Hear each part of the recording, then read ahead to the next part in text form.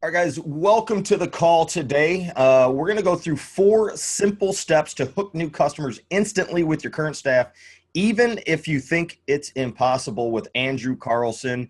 Andrew, I'm going to go through your quick bio real quick and kind of let you introduce yourself. Andrew, he's on a mission to change customer service in the restaurant and bars across America. His work includes programs to ensure exceptional customer service to creating unforgettable experiences, I should say. He's a speaker, coach, and the author of Customer Service is the Bottom Line and host of the podcast Beyond the Restaurant. So if you have not signed up to check out his podcast, definitely do so. Andrew, thank you very much for jumping on the call today. Yeah, thank you so much for having me. It's a Yeah. pleasure.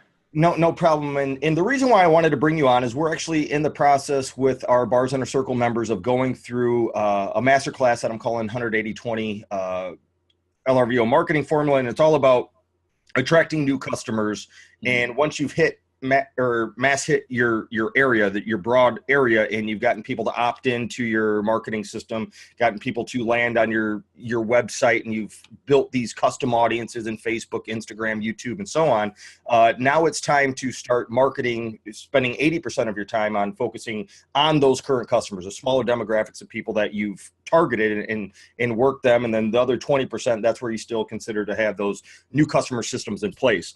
So my expertise, what I focus on, what I love, my passion is just learning all the different marketing strategies that are out there to attract new customers, give them great offers, get them in the door, give them a great marketing experience. Okay. But I'm not the guy to tell, I'm not the expert to explain how to give them an exceptional experience in-house with the staff. I got some ideas, but I wanted to bring you on to kind of go through that to help myself and also our other members on this. So before we jump into that, why don't you just give us a little bit, quick 60-second background about yourself and what got you into business? Sure. I mean, I've been working in the industry since I was 13 years old, so for quite a while now.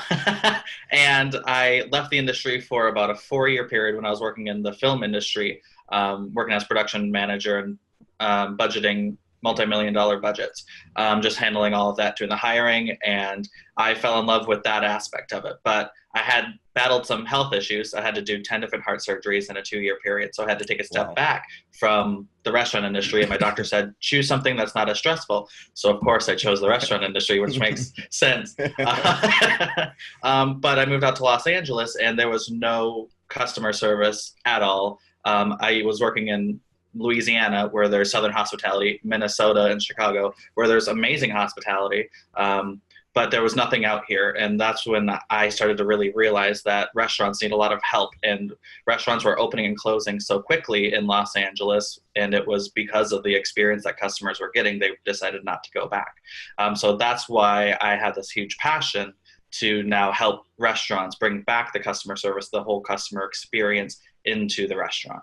Awesome. Sounds good. And that makes so much sense. I mean, obviously people come into your doors for the first time. You want to give them a great experience, obviously, so they do continue to come back. And I've had a lot of bad experiences before. I got to say, before we get started, I think the best place I've ever been where I've never been let down on service is Vegas. I swear every single restaurant I've gone to, especially the nicer ones out there, not the quick serve ones or whatever, but those are still good. But I'm just blown away when I go out there just by, I can't, there's no way I could ever top that. It's just, it's insane what they do.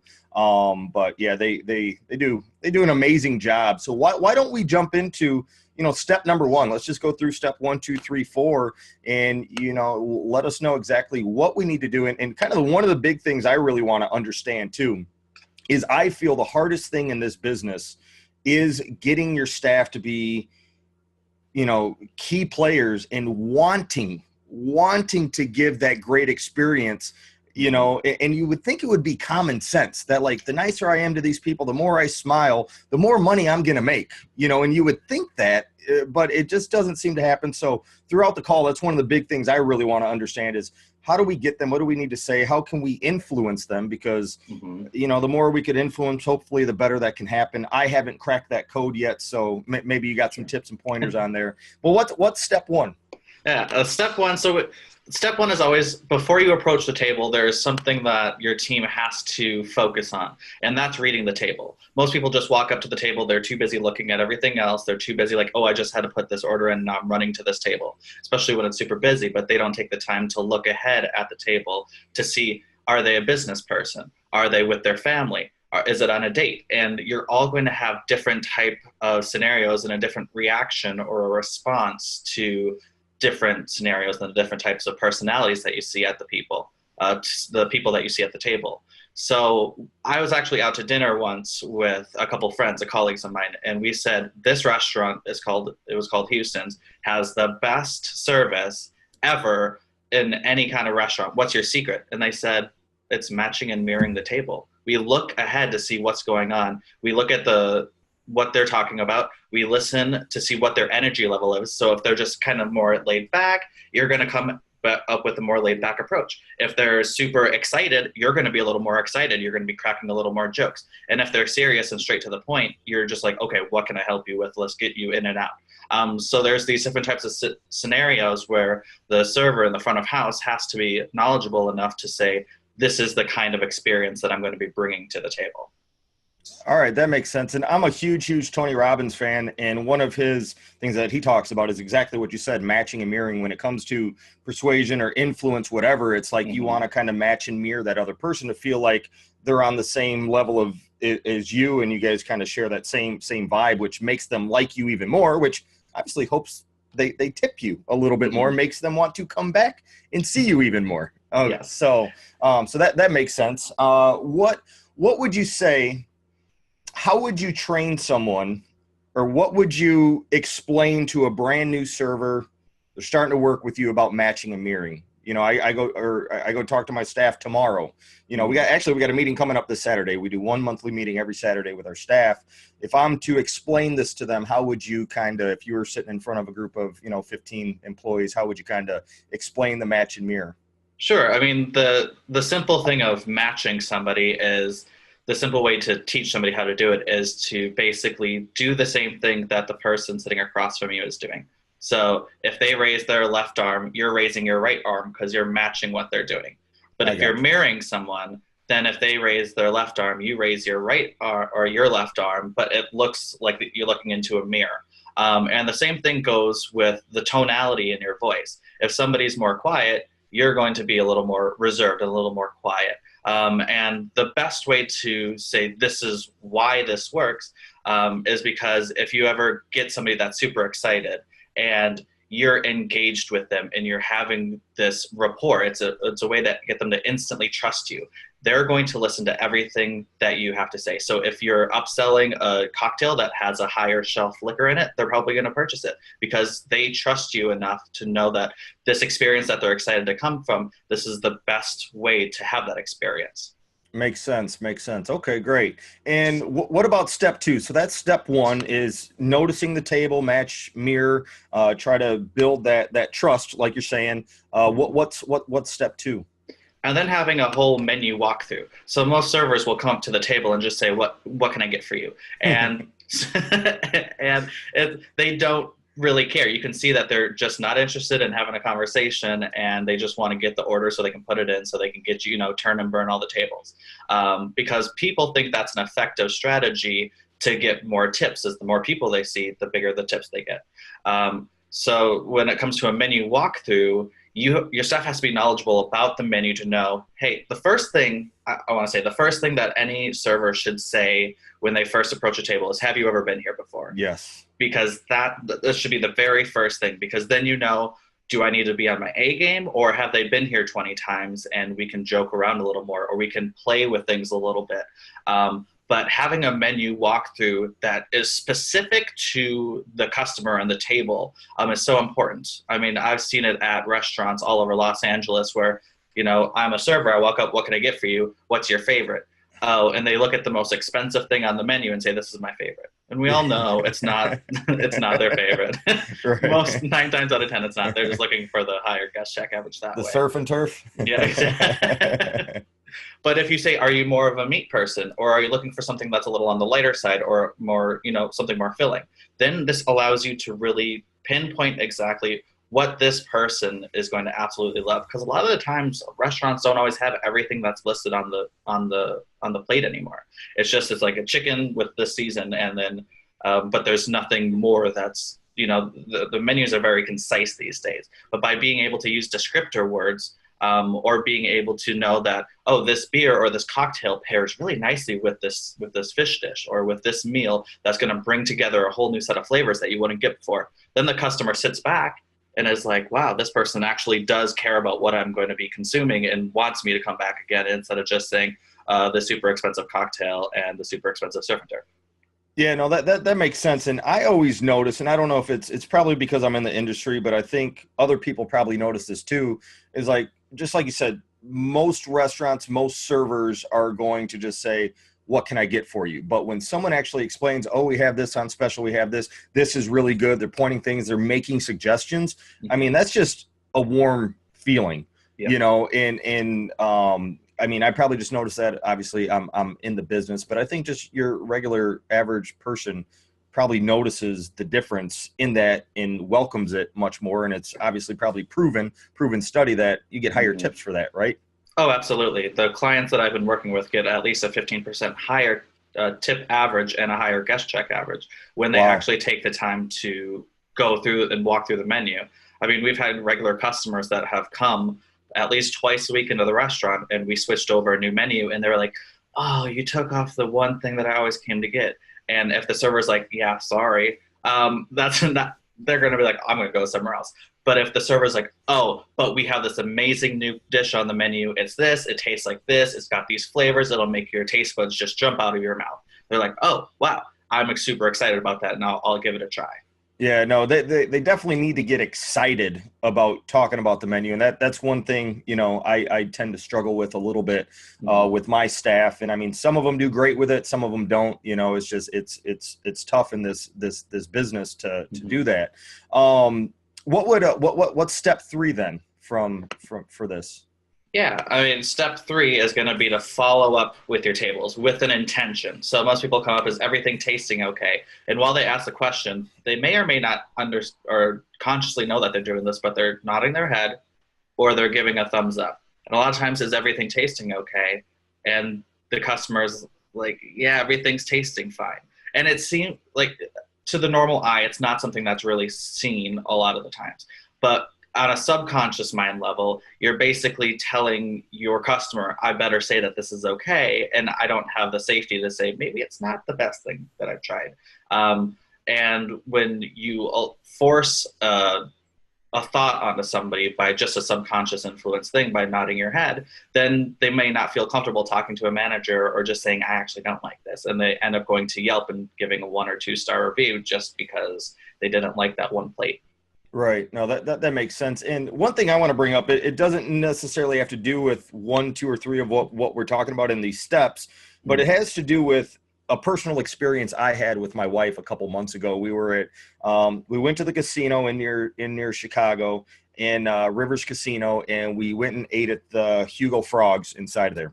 We got our drinks. And the waitress comes up after she took our waitress order. After she took our drink order, she says, "Oh my God, I really love your ring." And she was talking to my wife, and she looked at it, walked away, and my wife looked at me, and she just got this big smile on her face. And I felt good about it too, obviously. But it's just like, even just finding little things that you could say, just like when you're saying the match and mirror, kind of looking what things can you say from the very beginning after you take the order that could maybe just get them to like you, trust you a little bit more. But just instantly like that, I felt warm about this server. So did my wife, and we tipped her a little bit more, and just from that little thing from the very beginning. Plus she was great with, we got this on special, we got that, this is really good, I suggest this. And so it really does go a long way. And I've always just been trying to think of what are all the little things that, because some people might be kind of nervous, I think, to maybe say things. Some people are shy. And if you're shy, you shouldn't be in this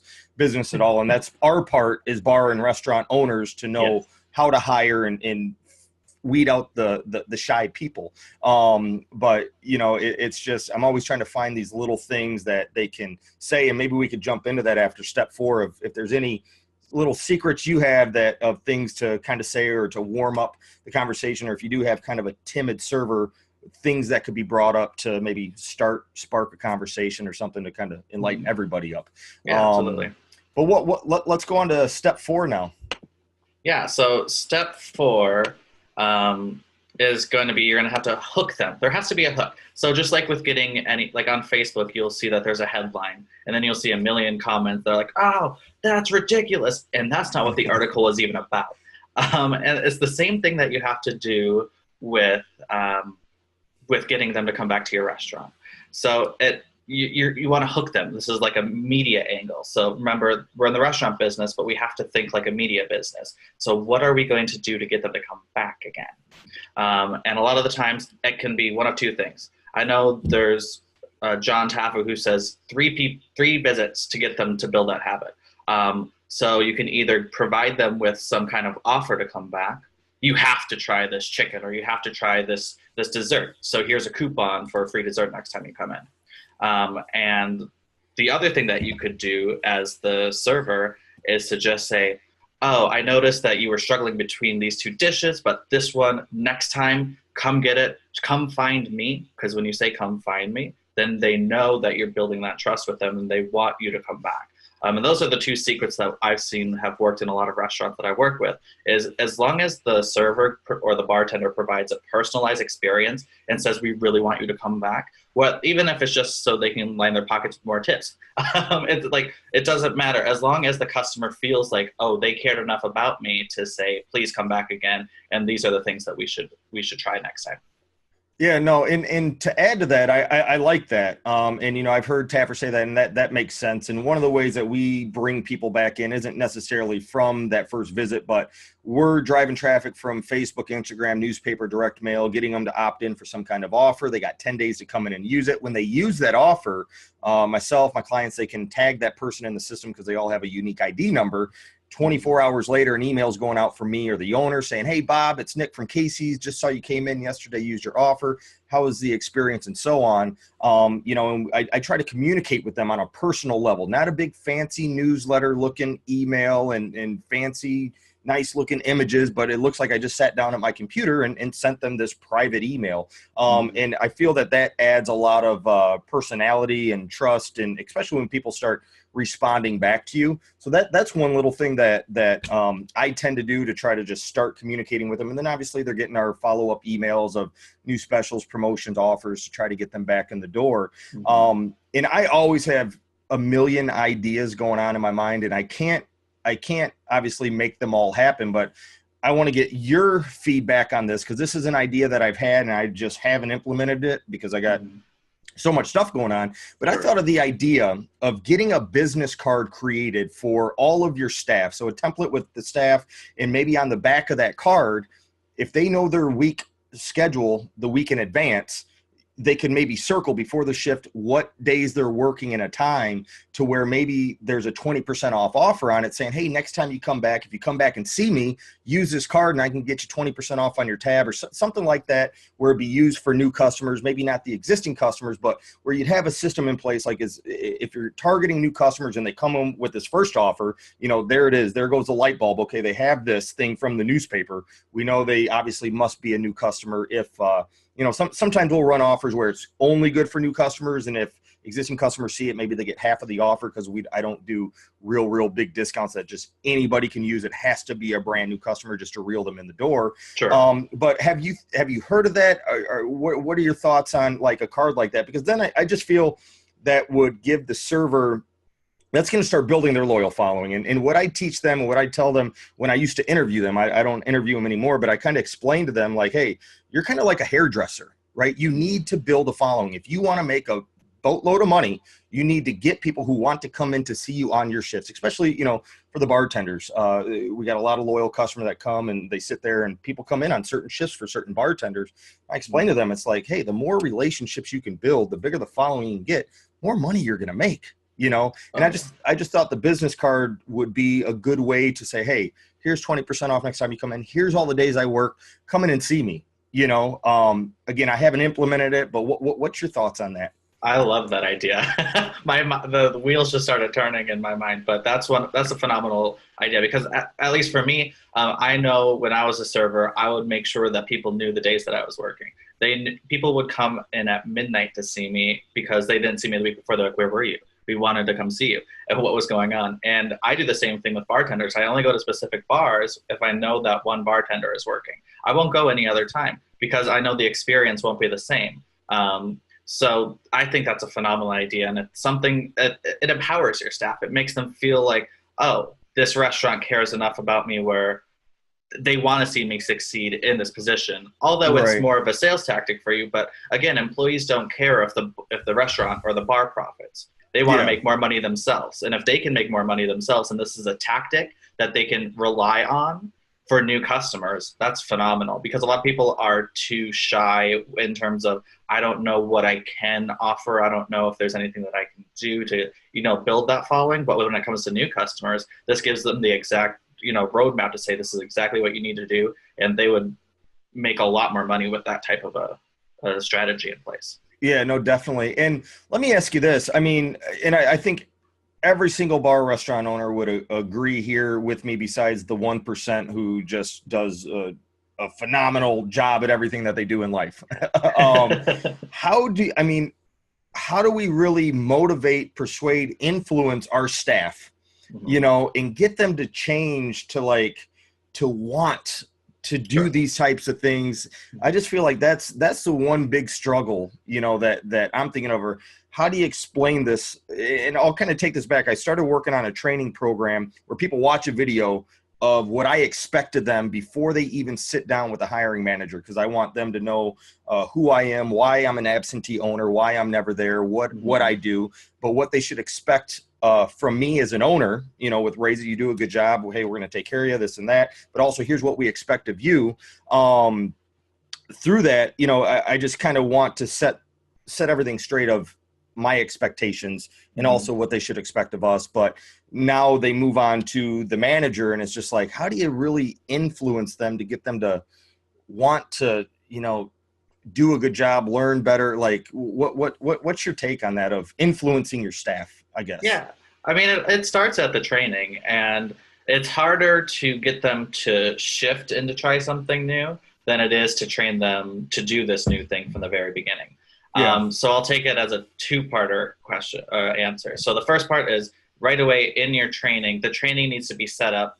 So are they able to come up and reach those expectations? And if they're not, then thanks for coming to work for us for a few days. It doesn't mean that they're bad people. It doesn't mean that they're a bad employee. It just means that they can't work for your company simply because they're not willing to do what's expected of them. And if there are clear expectations and they're just not wanting to do it, then it's better to get them out through the training than it is 6 months from now when they've become a little more toxic into the whole culture of the restaurant. On the second part of that is, how do you train somebody that's already has the bad habits, and how do we now shift that? And it has to be a conversation of, this is what we now expect from you, because we're shifting as a company, we're shifting our culture a little bit. This is 2018. Customers are expecting more and more from us because there's so much competition out there. And in order for us to continue to stay in business, and in order for us to continue to provide you with a paycheck, these are the things that we expect from you. If anyone can't do these things, then let's have a conversation about it.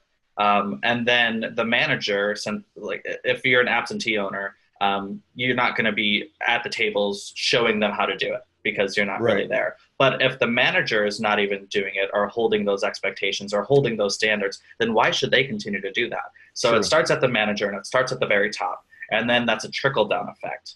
So it just has to say, these are the shift in our core values, or the values of our restaurant. In order to provide better service, in order to make more money as a server, we know that these things work. This is a tool for you. It's super exciting. We're going to test it out for a month. If it doesn't work, then we'll scrap it. But at the very least, let's just say that we absolutely tried. And the thing that most restaurant owners do is say, you should do this. Instead of, it needs to be more focused on we. We as a company, we as a culture, this is what we do together. And this is what we do as a team for the front of house. We know that going to the customers, this is what we want to expect from them, or this is what we expect as servers. When we go to the customers, we want them to expect a higher level of service, because we know that they could get any kind of service down the street, across the street, wherever the other restaurant is, wherever your competition is. But people go to places that have experiences. because if you want to make more money, experiences and entertainment are the two things that make more money than anything. And people will say, I don't understand why football players get paid so much, but it's because they draw people in and people are spending money at these things. So you need to treat your restaurant as an entertainment and experience-based place. Oh yeah, they're getting paid. My direct TV bill keeps going up every year. It's about $6,000 this year for the NFL ticket. Guys, if you have any questions at all, go ahead, put them in the chat box, and I can unmute you if you want to ask any questions of Andrew. Andrew, I'm going to kind of give you one thing that I thought would influence, and this is part of the whole training system that I've been building out for new hires. But I have a video of, it's I forgot exactly what I named it, but it was like how to make as much money as you can as a bartender or server every single day, so, something like that. And one of the things was just before you walk in the door, before you get in your car to go to work, think about how much money do you want to make today? And if that is $200, if that's $500, think, what do you need to do in order to make that even possible? How are you going to look? How are you going to talk to your customers? What are you going to wear? What conversations can you start up? Did something just recently happen? But just trying to get them to think before they even step foot in the door of, I need to make money. I got to make my house payment. I got to take care of my kids' schooling, whatever it is, get them thinking about making money and how that's going to even happen, how they're even going to reach that. And that's something I've done and put that out there. And even at each meeting, at our last two meetings, I brought that up. I repeat myself time and time again at every meeting about certain things, just because they have to hear this stuff over and over and over. But I can't say, hey, yeah, this is working, but that's just something I've kind of done to kind of put into their mind to just think before they walk in the door. If you want to make money, how are you going to do it? Trying to just prepare their brain, for whatever it is that they need to do to reach their goal. There's a question here from Robin. Is there a motivational video for staff that goes over these steps aimed at them, or an graphic we could use for a training session? So Andrew, I'm sure you got some stuff out there, right? Any links? Yeah, I'll dig through some of the stuff. I've been doing a lot of stuff. So I think, yes, there is some videos. I can also make one, and I'll make a infographic for the stuff that we went over today, just so you can bring it into your restaurants and say, this is what's working.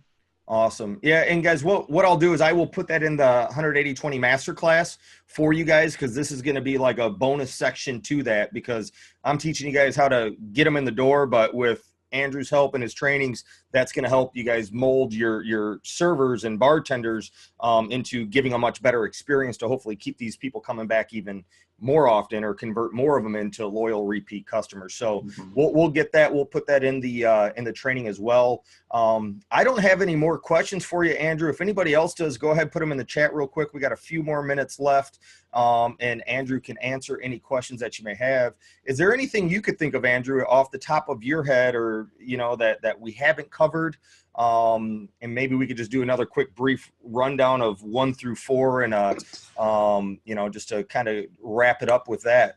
Yeah, absolutely. I mean, one of the biggest things that I've realized that work in restaurants by doing I think over 20 or 30 new store openings, they all tend to blend together these days. But when you're training somebody, it needs to be focused on what we should always do, instead of saying, we don't do this, we don't do this, we don't do this. Because if you're saying we don't do a bunch of things, I just talked about this on our last podcast episode, but if we keep telling them to don't do something, it's like telling a kid, don't touch this, they're touching it. And you're like, why did you just do that? But your subconscious mind doesn't. Not to. Right, exactly. Your subconscious mind doesn't process negative. So when you're teaching somebody and training somebody, it needs to be led with, this is what we always do because X, Y, and Z. And we're always doing this. And when you're coaching somebody, make sure that you always do this, just because you're reinforcing those positive behaviors. And that's the thing where, when things are frustrating and you notice that people aren't doing things correctly, you're just like, hey, I told you not to do that. But instead of just reframe your mind and just take a minute to take a breath and just say,